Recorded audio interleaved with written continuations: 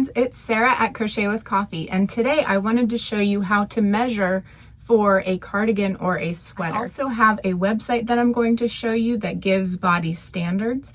It is called the Craft Yarn Council, and that website has a lot of great information on there for standards and sizing and different things like that. So that is a really good resource for you to be able to access, and I'm going to link that in the description so you can visit that if you want to.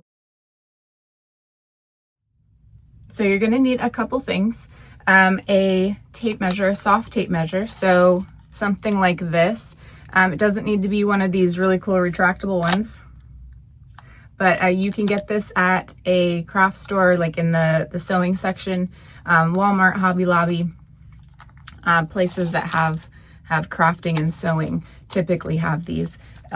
Or you could just use like a regular soft tape measure, like one of those. Any of those will work. And then you'll need a piece of paper that you can write down your measurements on. So the measurements we're going over are going to be our bust, hip, arms, neck to wrist, arm length, shoulder, and body. And I don't use all of these measurements every time I make a sweater or a cardigan, but they're nice to have on hand in case you need it or your pattern calls for it. The first measurement that we have is the bust. And the way that you're going to measure the bust is you take your measuring tape and you're going to wrap it around your back. And you want it to, doing this in a mirror is really helpful too. But you're going to wrap it around the largest part of your bust, and you want this to be horizontal with the floor, so it lines up with the floor, so that you make sure that you're getting the proper measurement. So then you're going to measure at the widest part of your bust, and then you look at that size, and I have 38 inches. So you're going to write that down in the bust section like that. Now we're going to do our hips. So same thing, going to wrap it around the largest part of your hips here. Hope you can see it. So widest part of your hips, and then you get that measurement. I'm 40 inches there. I'm gonna write that one down. And then for arms, so what I like to do is I make a little loop on myself here, and I put my arm through there, and then you just measure about at that point of your arm, and then just scooch it down a little bit. This one's a little tricky. If you can have somebody measure for you, that's also helpful. So my arm, without like pulling it tight, you want to make sure that all of your measurements are not like pulled tight, but they're just laying across your body. All right, so I have 12 inches there. And then neck to wrist. So I'm going to hold the end of it here, just at that little spot at the very middle of your neck there. Just hold your measuring tape there, and then extend this out here. And then you look at, all right, fine. So 27 inches, that's where I want it to land for me. So 27 inches there. And then you want to do your arm length. So that is right in your underarm, right there. And then you're gonna do the same thing, just extend it out. That one is about 20 inches there.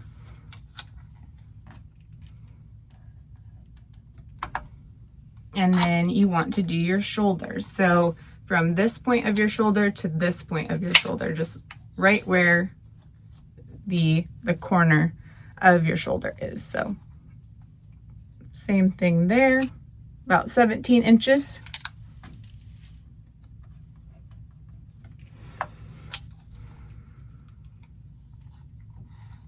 And then you want to do the measurement for your body. So you're going to put the tape measure at the center of your neck again. And the site that I'm going to show you says to do from here to your waist, or like your navel, or the thinnest part of your waist, and you would measure to there. And then they also have you do a separate measurement from there to the widest part of your waist. What I like to do is just one long measurement wherever I typically like my garments to lay. So I am going to measure there. That's about 21 inches. So I just like that one full measurement, but if you want to split it up, you can do that. The reason that you would split it up is if you want to do like a crop top or something like that, then you know your measurement for that section of your body and how far down you want it to go. So it's going to look like that. And then you can just keep this somewhere. You can put it on a sticky note, anything like that, and keep it in a drawer. And you have that for when you're ready to make your garments, when you're looking at your patterns and it says that this size goes with this measurement. Now that we have our measurements, I'm going to share with you what you do with those. For the measurements I typically use off of this list is bust size, sometimes hip size. I do arms, the measurement around your arms, and the measurement from your neck to your wrist, and then also the body. So I typically use those. I don't normally use the shoulder measurements, and I don't normally use the underarm to wrist measurement. Those are useful, but not typically used for the things that I like to make for myself. They're all very helpful to have on hand in case you need them for a pattern that you find that requires those different measurements. For a measurement to find out the size of garment that you want is you would go by your bust size. So I have written down 38 inches. So for a sweater that is 38 inches, if I were to go by just the bust size alone, that would make a garment that fits snug. It's not going to be tight. It's not going to be loose. It's just going to be fitted to my body. Another thing that I want to share with you as far as the sizes go and how you want your garments to fit. If you want something that is more form-fitting, what you would do is something called negative ease. So that means you're taking away inches off of the measurements that you have listed here.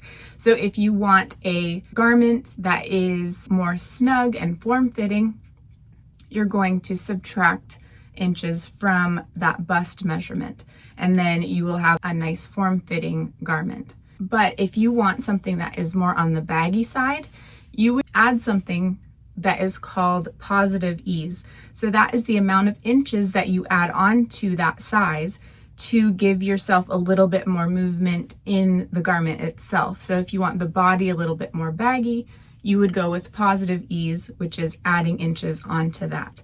For example, I just made a sweater that fits loosely, but it's not super baggy or anything like that, but I gave myself 2 inches of positive ease.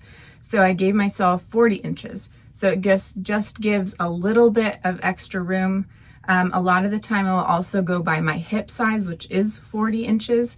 And I'll go by that measurement because it gives a nice fit where it fits my hips, but it's a little loose through the body. So that is something that I like to go with as far as finding the body size.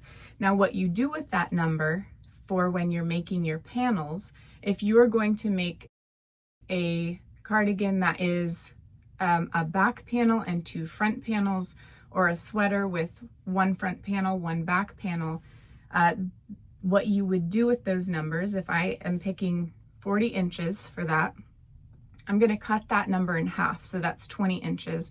And that is the measurement that I would have for my front panel and my back panel. So I'd make a front panel of 20 inches wide and a back panel of 20 inches wide. And then it just depends on how long you want it to fit you. Like if you wanted to make a crop top, you would go with your waist measurement. If you want a full sweater, you would go with your body measurement, which my body measurement was 21 inches. So I would make my my front panel 20 inches by 21 inches. After you figure out the size that you want for your body, then you're going to figure out how long you want your sleeves to be. For your sleeves, you have your measurement from your neck to your wrist. And with that size, what you're going to do is take the measurement that you had for the body, you're going to cut that number in half, so you know that's the front panel or the back panel. We're just gonna say it's the front one for now. You're going to take your front panel and then you're going to cut that number in half again. So that would be a quarter of your measurement that you used for your body. As an example here, the measurement that I wanted was 40 for the body. I cut it in half, which is 20 for the front panel. And then for the, if I were to measure from here to here, on that panel, that would be 10 inches. So that's a quarter of your body measurement that you had. So I hope this isn't too confusing. If you stick with me, it's going to be helpful. So that is the 10 inches there. So a quarter of your body measurement is, for me, 10 inches. So from my neck to my wrist was 27 inches. And then I'm going to subtract 10 inches from that. So then I know what I have left here is 17 inches. When I'm making my sleeve, I know my sleeve has to be 17 inches to fit just the length of the sleeve. If I want it to be a little blousey on the end, I will add some extra length to that. I typically do like an inch and a half, 2 inches. It just depends on the look that I want. If I want a really blousey sleeve, then I'll add more inches to that length. So what I would typically do is just add 1 more inch for that and make that 18 inches. You also have to factor in if you're going to do ribbing for a cuff, and you have to know how wide that ribbing is going to be. And then like I typically do like an inch and a half or 2 inches for ribbing. So let's just say I do 2 inches of ribbing. So then that is my full length is 27 inches, which I want to add an inch for blousiness. So I've got 28 inches. I'm going to remove the 10 inches from the body and then the 2 inches from the bottom cuff here. So that has left me with 16 inches. Did I do that right? Yes, 16 inches. For the actual sleeve portion. So that's how you measure for that. Now for the sleeves and the width that you want to make them. So I have a sweater that I made recently that I wanted nice full sleeves. So I made the sleeves with 4 inches of positive ease. So my arm measurement is 12 inches. So I made the arm measurement, or I made the sleeve 16 inches. So I had a nice blousey sleeve. So you're also going to use positive ease on the rest of the portions of your garment. If you want a more form-fitting sleeve, you could go with your exact measurement, or you could go a little bit smaller than that. So it just depends on what you want to do with positive and negative ease, depending on how you want your garment to fit. I hope that that was helpful, and I hope that it wasn't too confusing and that you could follow along with the way that I was explaining it. These measurements are very helpful when you want to make cardigans and sweaters, things like that. So I hope it was a help. So I'm going to show you the website that I was talking about so that you can see how they list the measurements and how you take measurements and the diagrams that they have there. But before we do that, if you haven't already subscribed, I'd love for you to do that so that you can join me for future episodes. But let's get started on the website so you can see the diagrams that they have there. So for measurements, I want to show you guys this website. It's very helpful. It's called Craft Yarn Council. So you can see up here, it's just craftyarncouncil.com. And it gives a whole bunch of information on here that's super helpful. But for the measurements for sweaters or cardigans, I want to show you where to find that. So you're going to go to standards. And then over here, you're going to do standard body measurement sizing. And there's so much information on here. It's very fun to scroll through. and get the information that they have on here. So these are standard body measurements. So we have the ease of the garment. So very close fitting or negative ease means that you take your size, your bust size, and you go the exact size for close fitting, or negative ease, which means you subtract 2 to 4 inches from your bust measurement. And it just gives the breakdown of how you want it to fit and what it is that you're going to do and adjust your measurements as far as your body goes. Here are the other things. It says classic fit, some positive ease is about 2 to 4 inches. That's typically what we'll be doing for any of the projects that we do, is 2 to 4 inches.